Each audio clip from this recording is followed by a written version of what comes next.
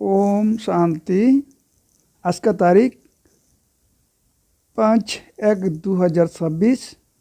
प्रातः मुरली। ओम शांति। बाप दादा मधुबन। मीठे बच्चे, बाप की श्रीमत से तुम मनुष्यों से देवता बनते हो। गीता का ज्ञान और राजयोग तुम्हें संपूर्ण पावन बना देता है। प्रश्न: सतयुग में हर चीज़ अच्छे से अच्छी शतप्रधान होती है क्या? उत्तर: क्योंकि वह मनुष्य शतप्रधान है। जो मनुष्य अच्छे है तो सामग्री भी अच्छी है, और मनुष्य बुरे हैं तो सामग्री भी नुकसानकारक है। शतप्रधान सृष्टि में कोई भी वस्तु अप्राप्त नहीं है। कुछ भी कहे से मंगाना नहीं पड़ता।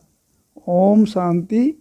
बाबा इस शरीर द्वारा समझाते हैं, इनको जीव कहा जाता, इनमें आत्मा भी है और तुम बच्चे जानते हो परमपिता परमात्मा भी इनमें है। यहाँ तो पहले पहले पक्का होना चाहिए, इसलिए इनको दादा भी कहते हैं। यहाँ तो बच्चे को निश्चय है, इस निश्चय में ही रमन करना है। बराबर बाबा ने जिसमें पधरावनी की है वह अवतार लिए है, उनके लिए बाप खुद कहते हैं, मैं इनके बहुत जन्म के अंतों के भी अंत में आता हूँ। बच्चे के समझाया गया है, वह है सर्वशास्त्रों शिरोमणि गीता का ज्ञान। श्रीमत अर्थात श्रेष्ठ मत, श्रेष्ठ ते श्रेष्ठ मत है, उच्च ते उच्च भगवान की, जिसकी श्रीमत से तुम मनुष्य से देवता बनते हो। तुम भ्रष्ट मनुष्य से श्रेष्ठ देवता बनते हो। तुम आते ही इसलिए हो, बाप भी खुद कहते हैं, मैं आता हूँ तुमको श्रेष्ठाचारी निर्विकारी मद वाले देवी देवता बनाने। मनुष्य से देवता बनने का अर्थ भी समझाना है। विकारी मनुष्य से निर्विकारी देवता बनाने आते हैं। सत्य युग में मनुष्य रहते हैं, परंतु देवी गुणों वाले। अभी कलियुग में है आसुरी गुणों वाले। है सारी मनुष्य सृष्टि, परंतु वह है ईश्वरीय बुद्धि, यह है आसुरीय बुद्धि। यहाँ ज्ञान हर्ष भक्ति, ज्ञान और भक्ति अलग अलग है ना। भक्ति की पुस्तक कितनी और ज्ञान की पुस्तक कितनी है। ज्ञान का सागर बाप है, उनका पुस्तक भी तो एक ही होना चाहिए। जो भी धर्म स्थापन करते हैं उनका पुस्तक एक होना चाहिए। उनको रिलीजियस बुक कहा जाते हैं। पहला रिलीज बुक हो गीता, श्रीमद् भगवद गीता।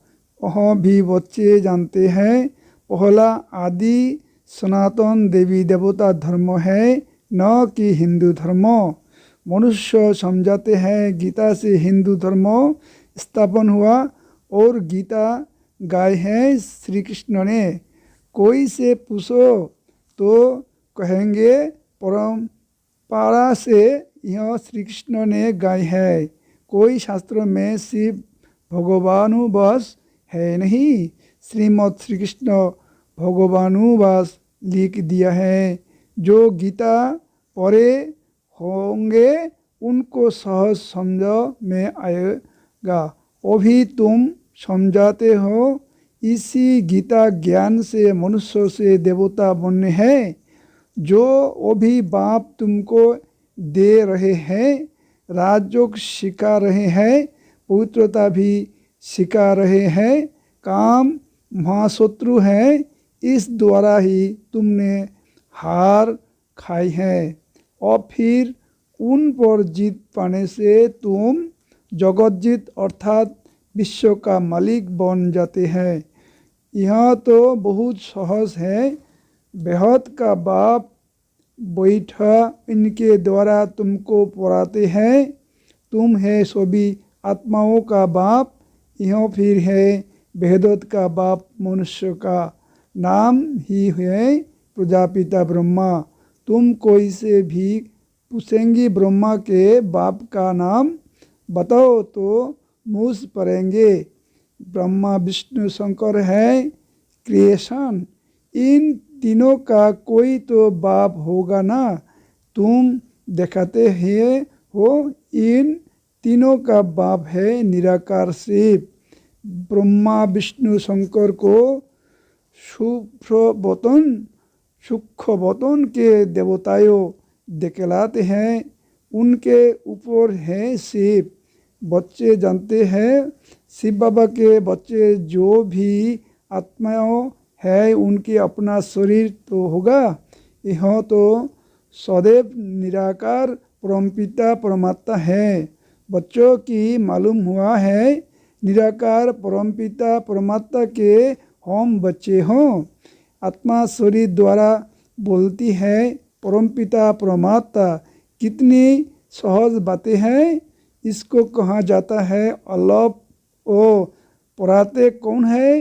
गीता का ज्ञान किसने सुनाया। निराकार बाप ने। उन पर कोई ताश आदि है नहीं। यह ज्ञान का सागर विश्वरूप चैतन्य है। तुम भी चैतन्य आत्माओं ही हो ना। सभी झारों के आदि मध्य अंत को तुम जानते हो। भल माली नहीं हो परंतु समझा सकते हो। कैसे बीज डालते हैं उनसे झाड़ निकलते हैं। वह तो है जड़ झाड़। यूँ है चैतन्य। तुम्हारी आत्मा में ज्ञान है और कोई भी आत्मा में ज्ञान होता नहीं। बाप चैतन्य मनुष्य सृष्टि का बीज रूप है तो झाड़ भी मनुष्य का होगा।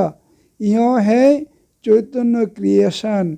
बीज और क्रिएशन में फर्क तो है ना। आम का बीज डालते से आम निकलाता है। फिर झाड़ कितना बड़ा होता है। ऐसे मनुष्य के बीज से मनुष्य कितनी फर्टाइल होता है। जड़ बीज में कोई ज्ञान नहीं है। यहाँ तो चैतन्य बीज रूप है।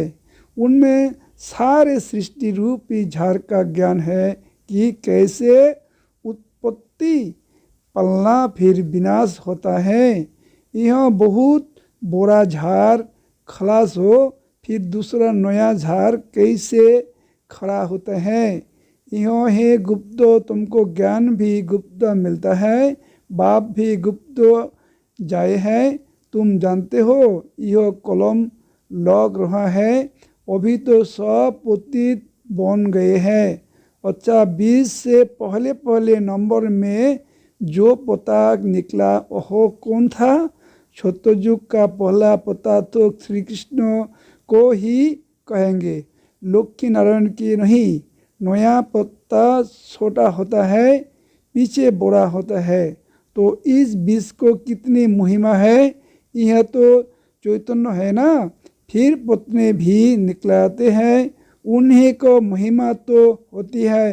अभी तुम देवी देवता बन रहे हो। देवी गुण धारण कर रहे हो।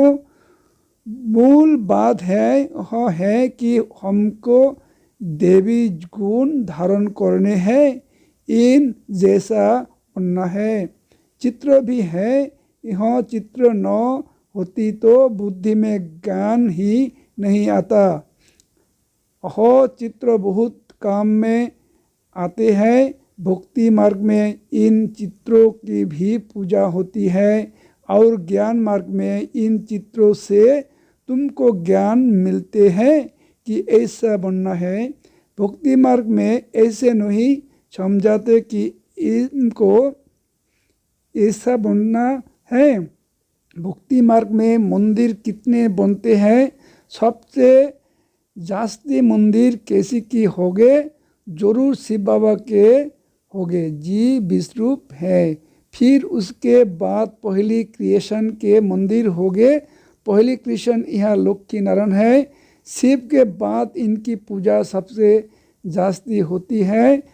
माताएं तो ज्ञान देती है, उनकी पूजा नहीं होती। यहाँ तो पढ़ाती है ना, बाप तुमको पढ़ाते हैं, तुम किसी की पूजा नहीं करते हैं। वो पुराने वाले की वो भी पूजा नहीं कर सकते। तुम जब पढ़ कर फिर अनपढ़ बनेंगे तब फिर पूजा होगी। तुम सो देवी देवता बनते हो, तुम ही जानते हो जो हमको ऐसा बनाते हैं उनकी पूजा होगी, फिर हमारी पूजा होगी नंबर। फिर गिरते गिरते 5 तब्बी की भी पूजा करने लग पड़ते हैं। शरीर पंच तत्व का होना 5 तत्व की पूजा करो या शरीर को करो, एक हो जाती। यह तो ज्ञान बुद्धि में है। हाँ, लक्ष्मी नारायण सारे विश्व के मालिक थे। इन देवी देवताओं का राज्य नहीं सृष्टि पर था, परंतु यह कब था जहाँ नहीं जानते। लाखों वर्ष कहाँ देते हैं। अब लाखों वर्षों की बात तो कभी किसी की बुद्धि में रह नहीं सके। वो भी तुमको स्मृति है। हम आज से 5000 वर्षों पहले आदि सनातन देवी देवता धर्मों के थे। देवी देवता धर्म वाले फिर और धर्मों में कन्वर्टर हुए हैं। हिंदू धर्म कहा नहीं सकते, परंतु पतित होने कारण अपने को देवी देवता कहना शोभता है नहीं। अपवित्र को देवी देवता कहा ना सके। मनुष्य पवित्र देवियों की पूजा करते हैं तो जरूर खुद अपवित्र है, इसलिए पवित्र के आगे माथा झुकाना पड़ता है। भारत में खास कन्याओं को नमन करते हैं, कुमारी को नमन नहीं करते। फैमिली को नमन करते हैं, मेल को नमन किया नहीं करते, क्योंकि इस समय ज्ञान भी पहले माताओं की मिलता है। बाप इसमें प्रवेश करते हैं, यह भी समझाते हैं बराबर यह ज्ञान की बड़ी नदी है। ज्ञान नदी भी है, फिर पुरुष भी है। यह है सबसे बड़ी नदी, ब्रह्मपुत्र नदी है सबसे बड़ी, जो कोलकाता तरफ सागर में जाकर मिलते हैं। मेला भी यहाँ लगता है, परंतु उनकी यहाँ पता नहीं कि यह आत्माओं और परमात्मा का मेला है। यह तो पानी की नदी है जिस पर नाम ब्रह्मपुत्र रखा है। उन्होंने तो ब्रह्मा ईश्वर को कहा हुआ है, इसलिए ब्रह्मपुत्र को बहुत पावन समझाते हैं। बोरी नदी है तो पवित्र भी वहाँ होगी। पतित पावन वास्तव में गंगा को नहीं ब्रह्मपुत्र को कहा जाए। मेला भी इनका लगता है, वहाँ भी सागर और ब्रह्मा नदी का मेला है। ब्रह्मा द्वारा एडाप्शन कैसे होती है, यह कुछ बातें समझाने की है जो प्राय लोप हो जाती है। यह तो बिल्कुल सहज बात है ना। भगवानुवास, मैं तुमको राजयोग सिखलाता हूँ, फिर यह दुनिया ही खलास हो जाएगी। शास्त्र आदि कुछ भी नहीं रहेंगे। फिर भक्ति मार्ग में यह शास्त्र होते हैं, ज्ञान मार्ग में शास्त्र होते नहीं। मनुष्य समझाते हैं यह शास्त्र परंपरा से चले जाते हैं। ज्ञान तो कुछ है नहीं, कल्पों की आयु है, आयु ही लाखों वर्षों कहाँ दी है। इसलिए परंपरा कहाँ देते हैं, इनको कहा जाता है अज्ञान अंधरियारा। अभी तुम बच्चे को यहाँ बेहदत की पढ़ाई मिलती है, जिससे तुम आदि मध्य अंतों का राज समझा सकते हो। तुमको इन देवी देवताओं की हिस्ट्री ज्योग्राफी का पूरा पता है। यह पवित्र पवित्री मार्ग वाले पूजा थे, अभी पुजारी पतित बने हैं। सतयुग में है पवित्र प्रवृत्ति मार्ग, यहाँ कलयुग में अपवित्र प्रवृत्ति मार्ग है। फिर बाद में निवृत्ति मार्ग होता है, वह भी ड्रामा में है। उसको सन्यास धर्म कहा जाता है। घर बार का सन्यास कर जंगल में चले जाते हैं, यह है खुद का सन्यास। रहते तो इसी पुरानी दुनिया में ही है ना। अभी तुम समझाते हो हम संगम युग पर है, फिर नई दुनिया में आएंगे। तुमको तिथि तारीख सेकेंड सहित सब मालूम है। वह लोग तो कल्पों की आयु है, आयु ही लाखों वर्षों कह देते हैं। इनका पूरा हिसाब निकाल सकते हैं।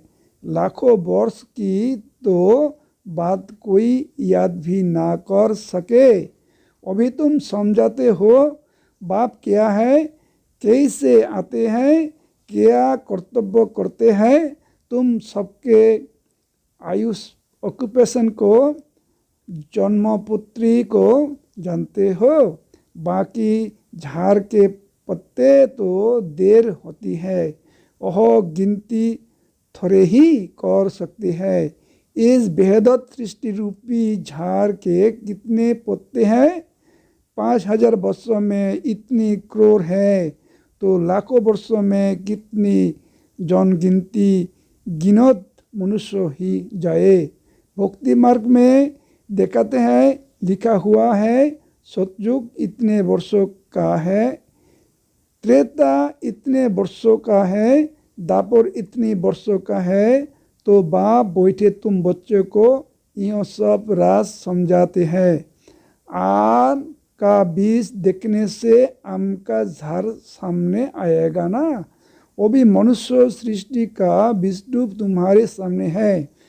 तुमको बैठे झाड़ का राज समझाते हैं, क्योंकि चैतन्य है। बताते हैं हमारा यह उल्टा झाड़ है, तुम समझा सकते हो। जी भी इस दुनिया में है, जोर व चैतन्य हुबहू रिपीट करेंगे। वो भी कितना बुद्धि को पाते रहते हैं। सतयुग में इतना ही नहीं सकता। कहते हैं फलानी चीज़ ऑस्ट्रेलिया से, जापान से आई। सतयुग में ऑस्ट्रेलिया, जापान आदि थोड़े ही थे। ड्रामा अनुसार वहाँ की चीज़ यहाँ आती है। पहले अमेरिका से गुज्जो आदि जाते हैं थे। सतयुग में कहाँ से आएगी? थोड़े ही। वहाँ तो ही है ही एक धर्म, सब चीज़ें भरपूर रहती है। यहाँ धर्म वृद्धि को पाते रहते हैं, तो उनके साथ सब चीज़ें कम होती जाती हैं। सतयुग में कहाँ से मंगाते नहीं हैं।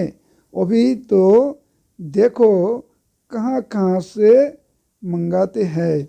मनुष्य पीछे वृद्धि को पाते गए हैं। सतयुग में तो अप्राप्त कोई वस्तु होती नहीं। यहाँ की हर चीज़ शतप्रधान बहुत अच्छी होती है। मनुष्य ही शतप्रधान है।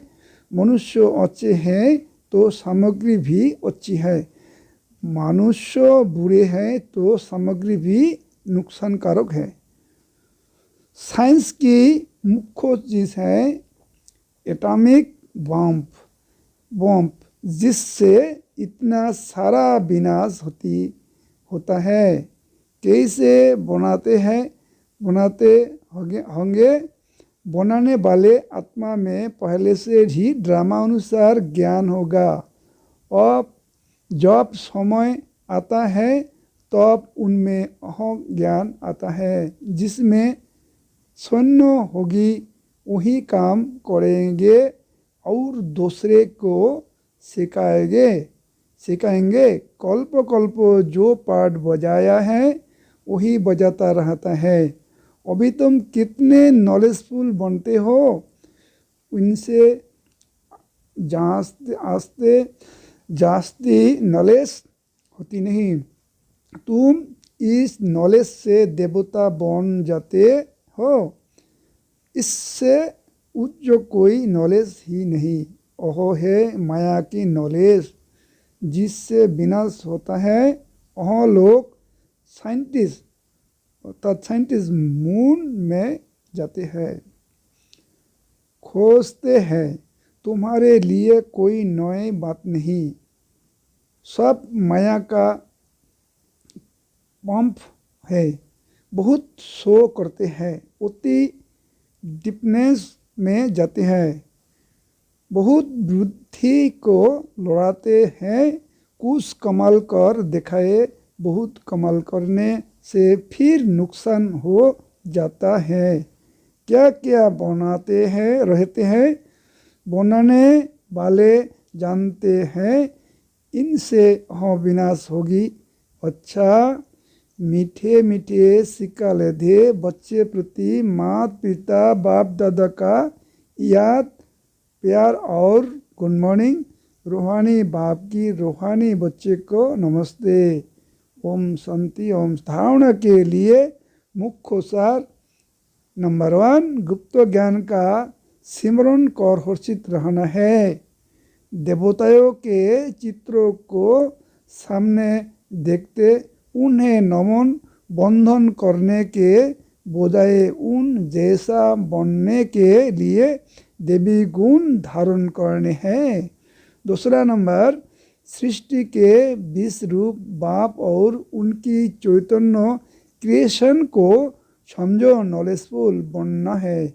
इस नॉलेज से वर्कर्स और कोई नॉलेज नहीं हो सकती। इसी नेशे में रहना है। वरदान, एक बाप दूसरा न कोई। इस पाठ की स्मृति से एक रस स्थिति में बनाने वाले श्रेष्ठ आत्मा भवो।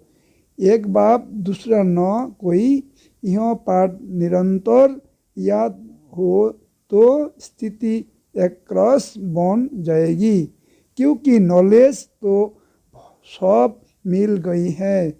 उनके पॉइंट्स है, लेकिन पॉइंट्स होती हुए पॉइंट रूप में है। यह है उस समय की कमाल, जिस समय कोई नीचे शीश रहा है हो। कभी बात नीचे खींचेगी, कभी कोई व्यक्ति कोई चीज़, कभी वायुमंडल। यह तो होगा ही, लेकिन सेकंड में यह सब विस्तार समाप्त हो, एक रोज स्थिति रहे, तब कहेंगे श्रेष्ठ आत्मा भवो के वरदानी। स्लोगन, नॉलेज की शक्ति धारण कर लो तो विद्वान बार करने के बजाय हार खा लेंगे। अवक्त इशारे, इस अवक्ति मास में बंधनों मुक्त रहा जीवन मुक्त स्थिति का अनुभव करो। अभी आप सब ऐसे मुक्त बन मास्टर मुक्तिदाता बनो, जो सब आत्माओं प्रकृति भगवत मुक्त हो जाए। अभी ब्रह्मा बाप इसी एक बात में डेट का कॉन्सेस है कि मेरा एक एक बच्चा कब जीवन मुक्त बनेगा। ऐसे नहीं समझाना कि अंत में जीवन मुक्त बनेंगे, नहीं। भूतकाल से जीवन मुक्त स्थिति का अभ्यास भूतकाल जीवन मुक्त राज्य भाग्य का अधिकारी बनाएगा। ओम शांति, ओम शांति, ओम शांति।